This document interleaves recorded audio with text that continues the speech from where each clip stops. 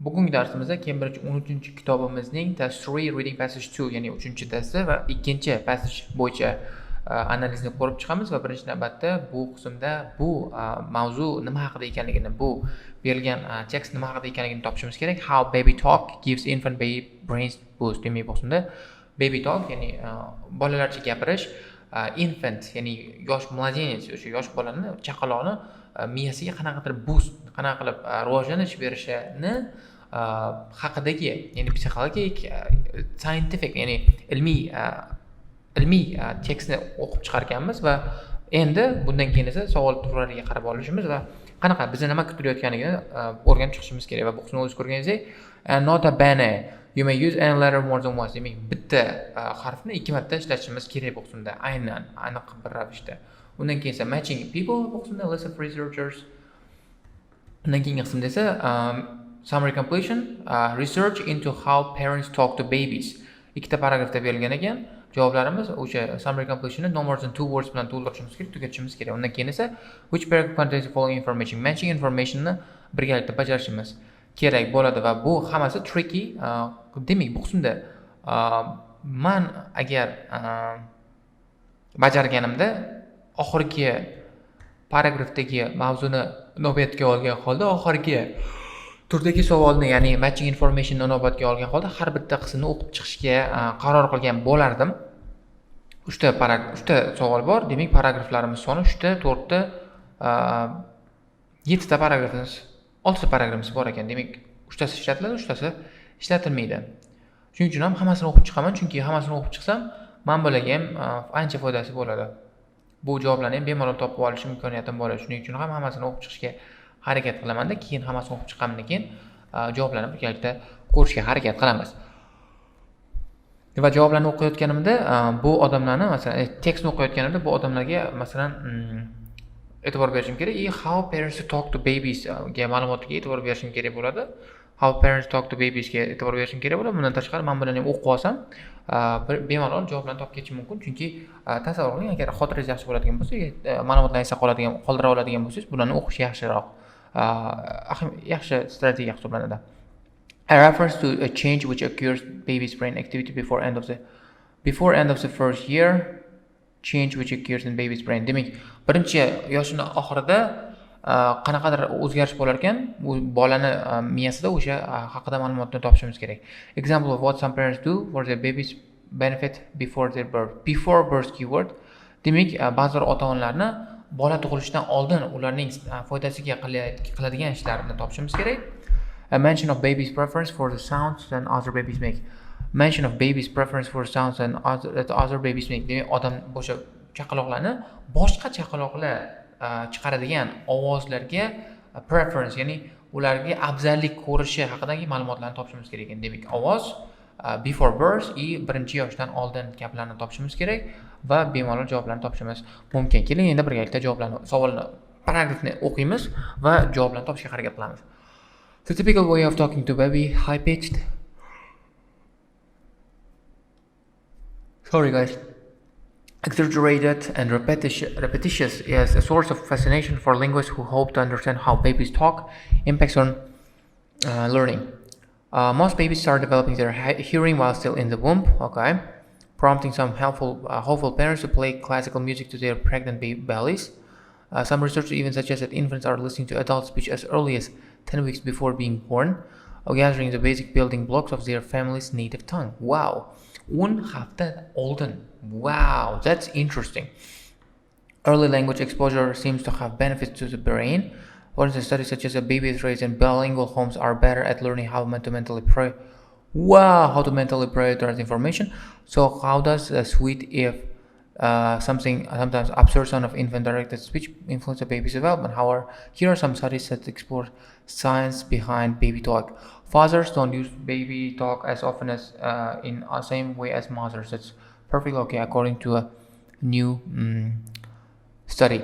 Mark Van Dam, keyword of Washington State University, Alex equipped parents with recording devices, speech recognition software, to study the way they interact with their youngsters during a normal day. We found that moms do exactly what you would expect. That's what has been described many times over.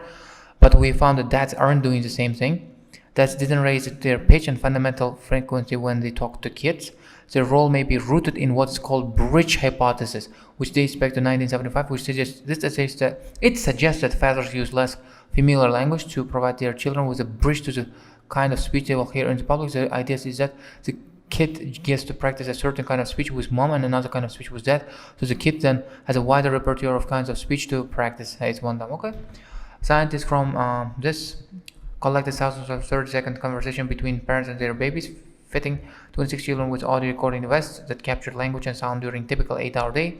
The study found that the more baby talk parents use it, the more their youngest began to babble. And then when the researchers saw the same babies at age 2, they found that frequent baby talk had dramatically boosted their vocabulary, regardless of socioeconomic status. Wow, those children who listened to a lot of baby talk were talking more than babies who listened to more adult talk or standard speech. Wow. Says Naran Ramirez. We also found that it really matters whether you use baby talk in a one-to-one context. She adds, the more parents use baby talk to one-on-one, the more babies babble. The more they babble, the more words they produce later in life. Awesome.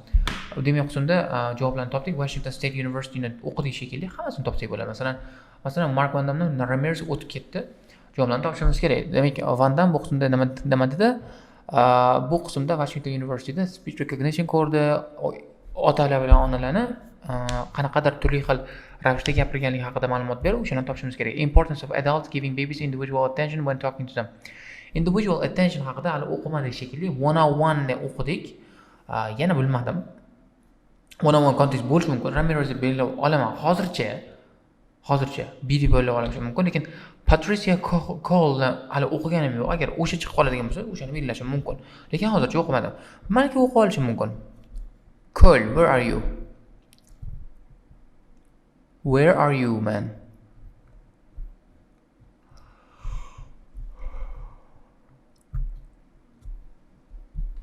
Sorry. There's nothing. Like, I just don't want to do it. The connection between what babies hear and what their own state. Connection between what babies hear and their own efforts to create speech haqida.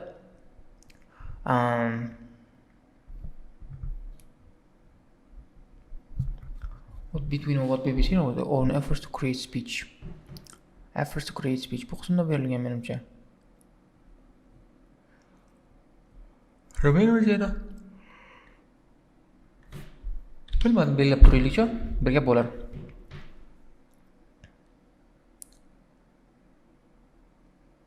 Hop. Advantage for the baby of having two parents each speaking the different way. Bu aniq bu. Mark Van Damdan bo'lishi aniq. Bo'ladi bu.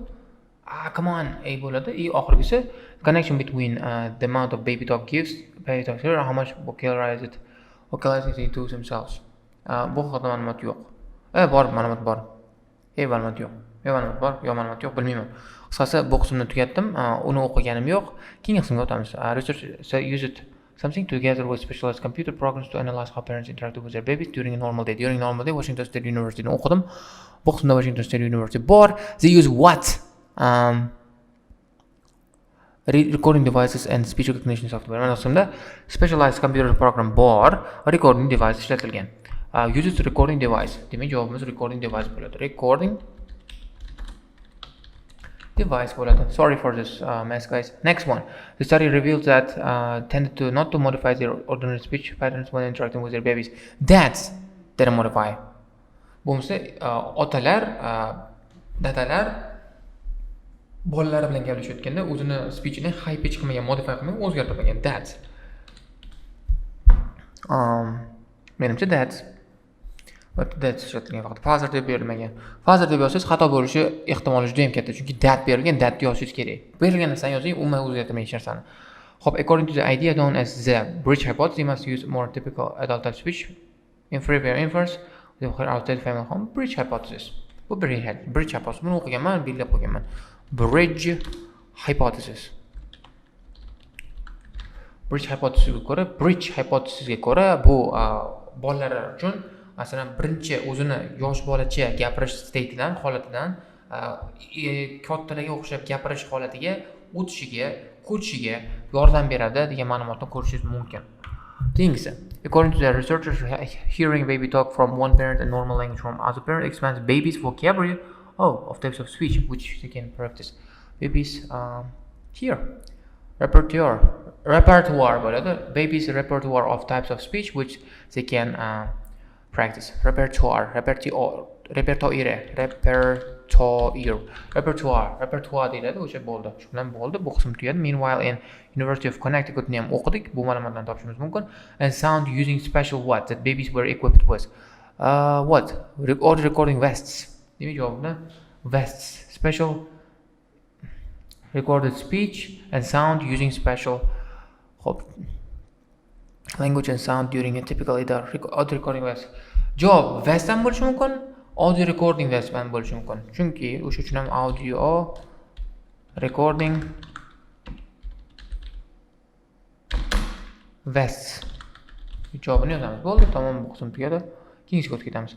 Again, age 2, they found that those who had heard a lot of baby talk in infancy had a much larger vocabulary than those who hadn't. Demak, bu qismda vocabulary, bu qismda both vocabulary. Regardless of socio-economic status. Qanaqa socio-economic statusda bo'lishidan qat'iy nazar vocabulary kuchayganligini ko'rishingiz mumkin. Vocabulary. Demak, bu qismda matching information. Matching emas, summary completion tugadi. Juda oson edi. Ikkita paragrafda javoblar bo'ldi. Faqatgina mana bu qoldi bizga. Reference to change which occurs before end of first year ma'lumot berilmagan hali. Some parents do benefit before birth haqida ma'lumot berilgan. Menimcha bu pregnant belliesga gapirish, classical musiclarni berish bu A bo'ladi. Keyingisiga mention of babies preference other babies haqida ma'lumot yo'q. Demak 24-26 ni o'qishimiz kerak hal topish uchun. Demak bu qismda E, F, G qoldi menimcha. Rangini o'zgartirib olamiz, keyin davom etamiz. Hop, I want this one.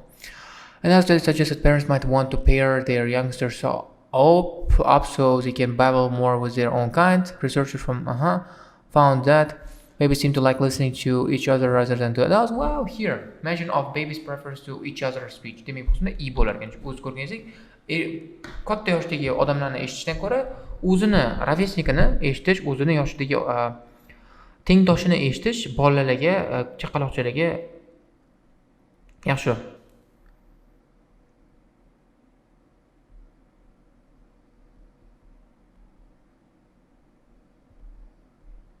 Chaqaloqchalarga yaxshi ekan. Xo'p, o'sha uchun ham buni idib olishga qaror qildik, majbur bo'lmadik.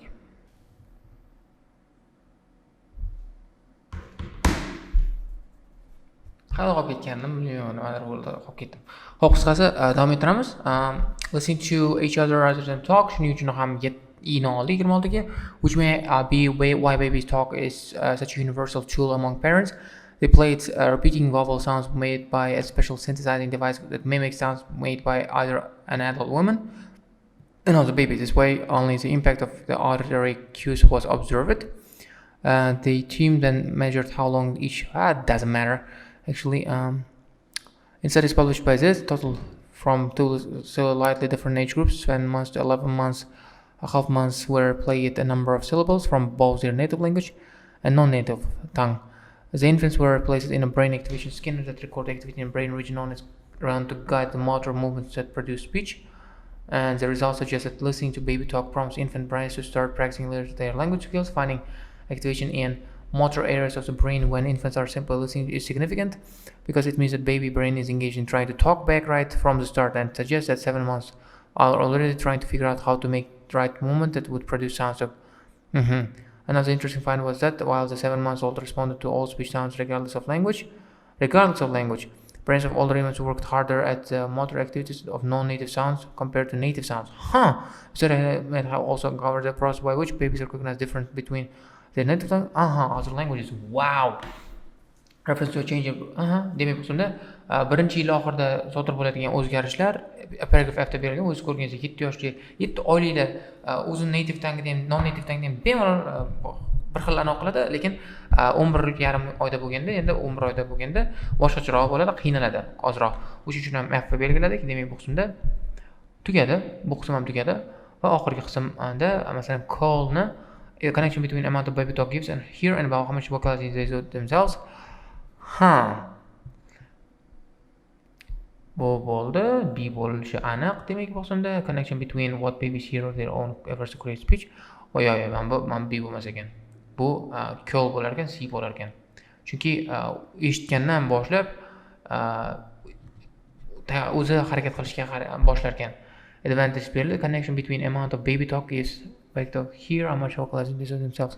Qancha eshitishi, qancha o'zi vocalize qilish haqida mana bu ma'lumot berilganda, bu odam bilmayman esimdan chiqib ketdi. Kim ekan bu? Bu B bo'lar ekan.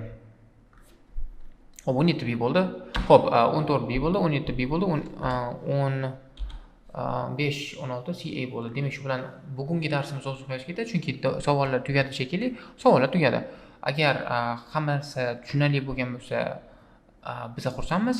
Agar birontasi tushunarli bo'lmay qolgan bo'lsa, iltimos kommentariyada qoldiring. Biz bu mavzularni yana bir marta qaytadan ko'rib chiqishga harakat qilamiz. Shu bilan bugungi darsimiz o'z nihoyasiga yetadi. Sizlarni keyingi darslarda kutib qolamiz.